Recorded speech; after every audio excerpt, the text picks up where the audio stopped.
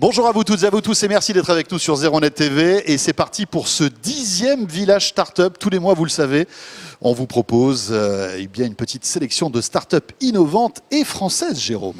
Oui François, et on va parler musique aujourd'hui. Si vous avez l'habitude d'aller dans des concerts de musique, vous trouvez peut-être que le son n'est pas toujours terrible.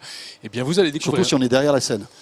Oui, mais même si on est devant, vous allez découvrir une innovation qui va vous bluffer. Car enfin, on aura du bon son dans les concerts. On va parler également du moyen de mieux circuler en polluant le moins possible. On va parler du moyen de connaître l'ensoleillement de ton appartement ou de ton bureau et de communiquer commercialement là-dessus. Et enfin, comment mieux surveiller à distance les bâtiments, les machines. Ce sera notre 4e invité du jour. Eh bien voilà, soyez les bienvenus pour ce 10e village startup ici au village Baïséa.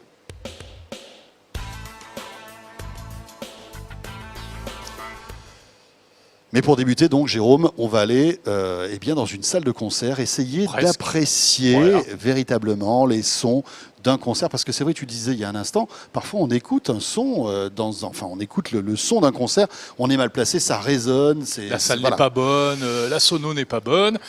On peut faire mieux. Bonjour Stéphane Dufossé.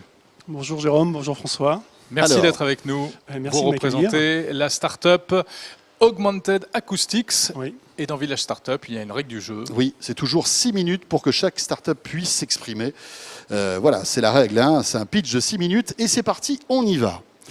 Alors, l'idée, c'est qu'on le voit d'ailleurs, vous avez apporté ce petit boîtier qui est ici, un tout petit boîtier qui est branché à des écouteurs. C'est le fait d'avoir notre propre son en fait lors d'un concert et d'avoir le son qui sort de la table de mixage en quelque sorte. Exactement, exactement. On répond à la problématique qu'on n'a pas toujours le son tel que sortie de console. Donc, en fait, c'est répondre à un rêve, c'est d'avoir le son qu'a l'ingénieur du son en sortie de sa console. Et donc, on propose aux spectateurs de pouvoir avoir ce son en haute définition, tel que l'entend l'ingénieur du son, tel qu'il le règle, et d'avoir toute l'intégrité de l'œuvre artistique. Alors comment réalisez-vous ce petit miracle?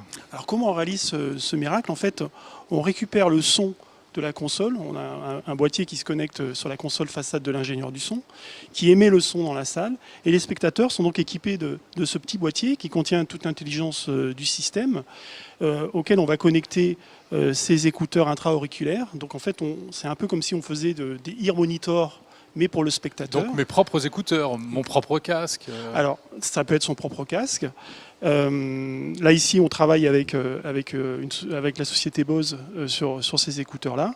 Et avec le smartphone, on va pouvoir piloter le boîtier et personnaliser son expérience sonore. Parce qu'en plus, on peut modifier le son. Exactement. Non seulement on a le son haute définition, mais en plus, on va pouvoir régler le volume.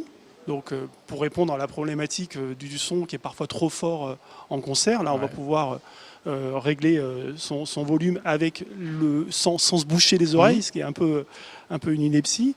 On va pouvoir égaliser. Que pour soi, on ne peut pas baisser le son de toute la salle. Non, c'est que pour soi. On est dans la personnalisation de l'expérience sonore. Je reconnais ton côté blagueur. Hein, là. On va pouvoir égaliser le son. Donc, alors ça a aussi un intérêt. Donc rajouter des graves, rajouter des aigus, exactement, etc. Et donc on n'est pas tous égaux en matière. En fait, c'est comme un baladeur, quoi. Sauf qu'on diffuse de la musique qui est en train d'être jouée. Exactement, exactement. Et on répond à une problématique. Vous parliez des difficultés qu'on peut rencontrer dans certaines salles, mais il y a aussi les difficultés propres à chaque spectateur. Parce que vous avez des personnes qui ont un vécu auditif qui font qu'ils entendent moins bien, ou à partir d'un certain âge, on perd parce un petit peu... Parce qu'ils sont peut-être trop allés au concert, non? Peut-être, ils ont écouté de la musique trop fort. Donc ça s'adresse aussi, ça va s'adresser aux mélomanes et aux fans qui ont envie de rentrer dans l'expérience sonore, mais aussi aux personnes qui ont des difficultés d'audition, aux personnes qui veulent se protéger, également. Alors Stéphane Dufossé, vous savez que nous on est des grands amateurs de son. Oui, c'est vrai. Et vous ne nous la ferez pas. On fait de la radio, donc c'est pour ça. Il y a une question qu'on se pose inévitablement, c'est comment faites-vous pour qu'il n'y ait pas un décalage? Parce que quand on fait passer du son par plein de circuits comme ça, il peut y avoir décalage entre le son que je vais entendre et puis les lèvres du chanteur. Et puis parfois dans des grandes salles de concert, il y a un décalage qui est inhérent au fait que l'artiste est loin, quoi, et le son rebondit. C'est un peu bizarre parfois. Tout à fait, et vous avez raison, et ça fait partie d'un sujet technique sur lequel on a travaillé qui a fait l'objet d'un dépôt de brevet. On a un gros atout en fait, c'est qu'on va plus vite que le son, parce que le son se propage moins vite que de la radio. Donc en fait tout l'enjeu pour nous c'est de retarder ce que reçoit le spectateur dans ses oreilles. Ah, d'accord. Et donc, ce qu'on a fait dans le boîtier, c'est qu'on prévoit un système qui permet que ce que vous entendez dans le casque corresponde à ce que vous ressentez physiquement. Donc, il y a un léger différé de quelques millisecondes. En fait, on retarde un peu le son. D'accord. Et si la personne se déplace dans la salle, le système va réadapter automatiquement en fonction de la Donc vous avez des capteurs dans cet appareil, parce que j'imagine tout ça se fait avec des capteurs. Tout à fait.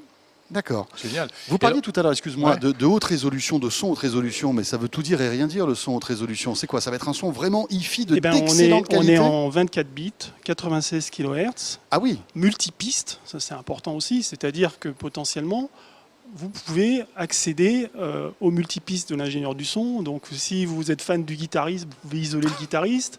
Si vous avez envie d'écouter que le batteur, vous pouvez écouter que le batteur. C'est génial ça. Ouais. Et en temps réel?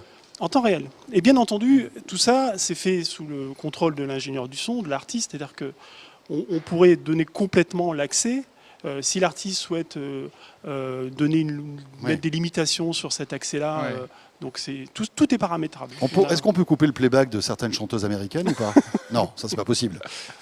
On pourrait. Il nous reste 1 minute 30.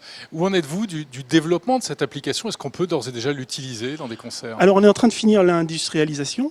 Voilà, on vient de boucler une première levée de fonds. Et donc on souhaite commencer à déployer le service à partir du début 2017. Donc vous voyez ce boîtier, on est proche de la version finale. D'accord. L'application est en train également d'être retravaillée.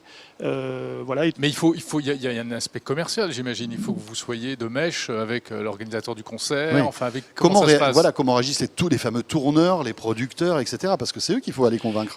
Oui, tout à fait. En fait, on a déjà démontré la solution aussi bien en France qu'aux États-Unis qu'en Angleterre.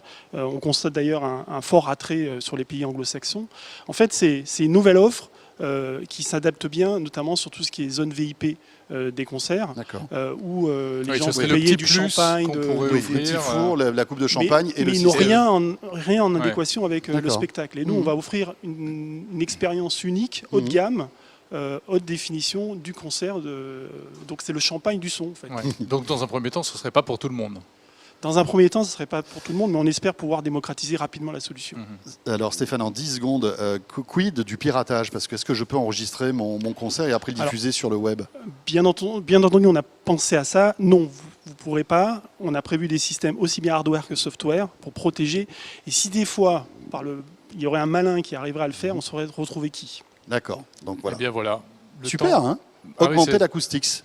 Parfait, on va suivre ça de près. Merci. Ça donne envie de retourner dans les concerts dont on peut parfois se détourner un peu à cause de ça. Non, mais surtout dans des grandes salles de concert style le Stade de France où on n'entend rien. Enfin, c'est pas bon du tout.